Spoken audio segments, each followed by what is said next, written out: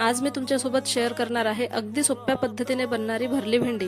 आता भरली भेंडी बनवण्यासाठी लागणार आहे आपल्याला शेंगदाणे, किसलेले खोबरे, लाल तिखट, हळद, धनेपूड, मिरे, लसूण, कोथिंबीर आणि कढीपत्ता आणि चवीनुसार मीठ। शेंगदाणे आणि खोबऱ्याचं किस तव्यावर भाजून त्यात सर्व मसाले टाकून मिक्सरमधून फिरवून घ्यायचं एकदा आणि त्यात कोथिंबीर आणि कढीपत्ता टाकून सुद्धा फिरवून घ्यायचं।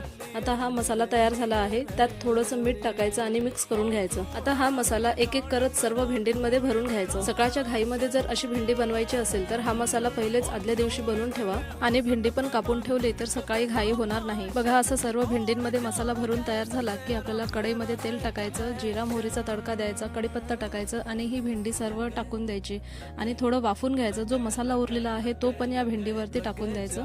बस, दुसरं यात काहीच टाकायची गरज नाही, फक्त चवीपुरतं मीठ टाकायचं, मिक्स करायचं आणि वाफून घ्यायची ही भेंडी आणि खूप छान अशी चवीला ही भेंडी लागते। वरून बारीक चिरलेली कोथिंबीर टाकायची आणि तयार आहे आपली भरली भेंडी।